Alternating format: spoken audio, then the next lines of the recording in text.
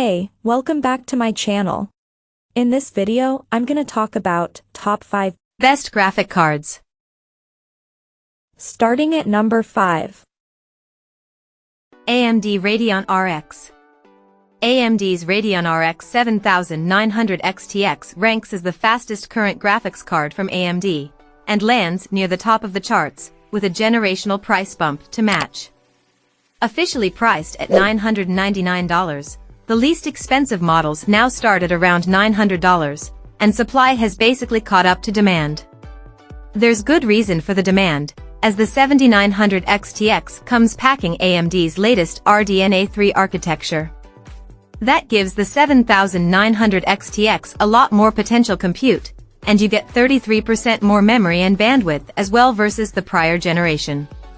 Compared to the RX 6950 XT, on average the new GPU is 44% faster at 4K, though that shrinks to 34% at 1440p and just 27% at 1080p.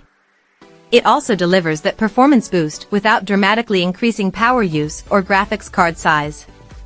AMD remains a potent solution for anyone that doesn't care as much about ray tracing, and when you see the massive hit to performance for often relatively mild gains in image fidelity, we can understand why many feel that way.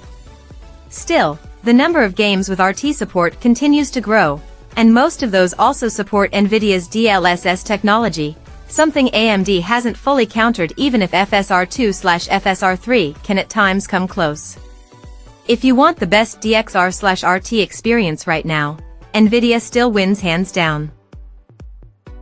Coming at number 4. Nvidia GeForce RTX. For some, the best graphics card is the fastest card, pricing be damned. Nvidia's GeForce RTX 4090 caters to precisely this category of user. It was also the debut of Nvidia's Ada Lovelace architecture and represents the most potent card Nvidia has to offer, likely until later this year when the next generation Blackwell GPUs are set to arrive.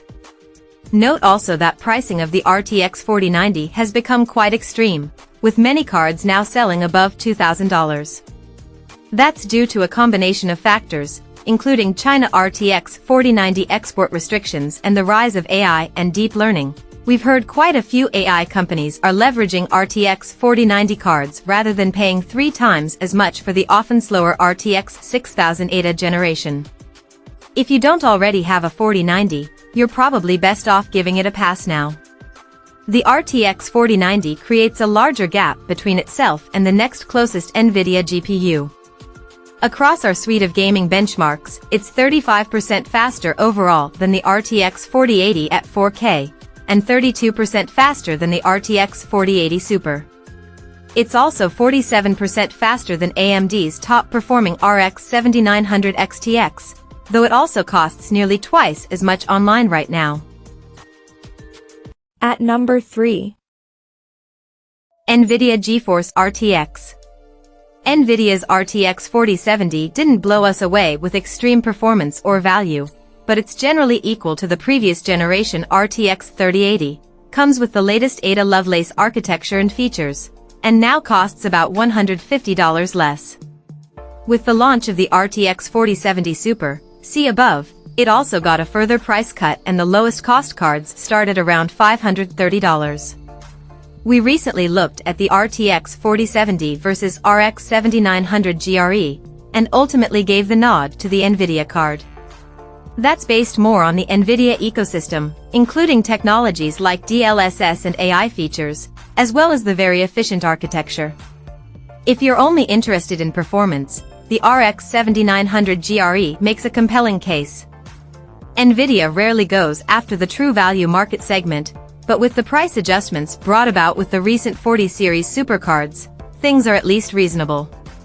The RTX 4070 can still deliver on the promise of ray tracing and DLSS upscaling.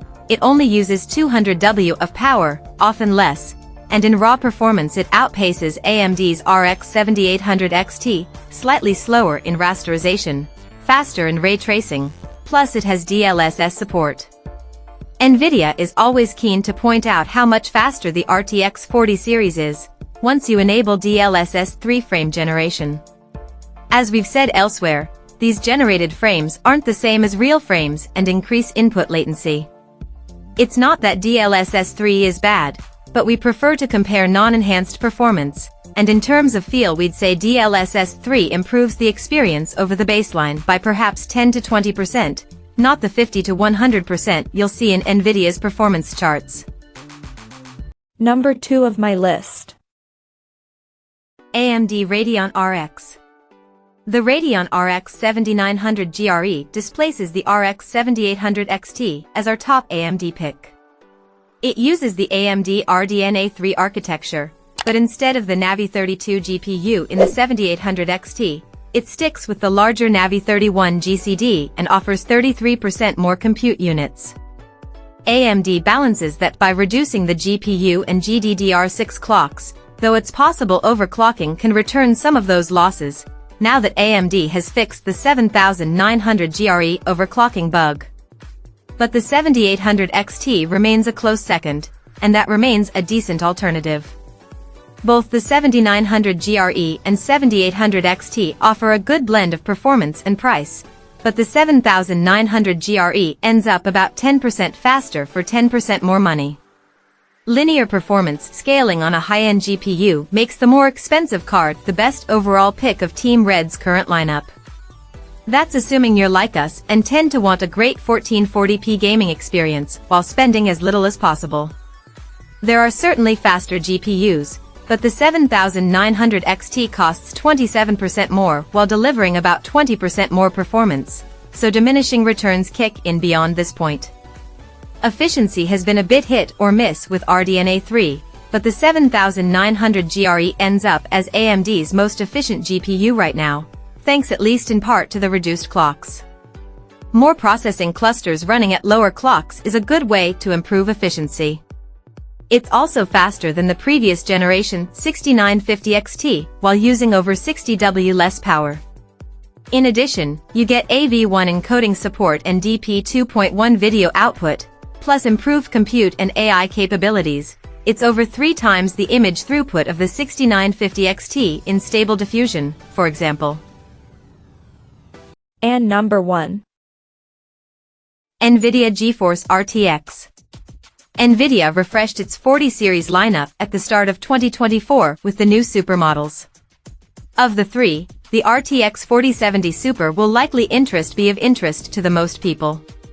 It inherits the same $599 MSRP as the non-Super 4070, which has dropped to $549 to keep it relevant, with all the latest features of the Nvidia Ada Lovelace architecture. It's slightly better than a linear boost in performance relative to price, which is as good as you can hope for these days. There appear to be plenty of RTX 4070 Super base MSRP models available at retail. We like the stealthy black aesthetic of the Founders Edition, and it runs reasonably cool and quiet, but third-party cards with superior cooling are also available, sometimes at lower prices than the reference card. The 4070 Super bumps core counts by over 20% compared to the vanilla 4070, and in our testing we've found that the general lack of changes to the memory subsystem doesn't impact performance as much as you might expect. It's still 16% faster overall, at 1440p, even with the same VRAM capacity and bandwidth, though helped by the 33% increase in L2 cache size. Compared to the previous generation Ampere GPUs, even with less raw bandwidth, the 4070 Super generally matches or beats the RTX 3080 Ti, and delivers clearly superior performance than the RTX 3080. What's truly impressive is that it can do all that while cutting power use by over 100W. Check out this video description for latest price and more informations. Thank you for watching this video. Please subscribe and stay tuned.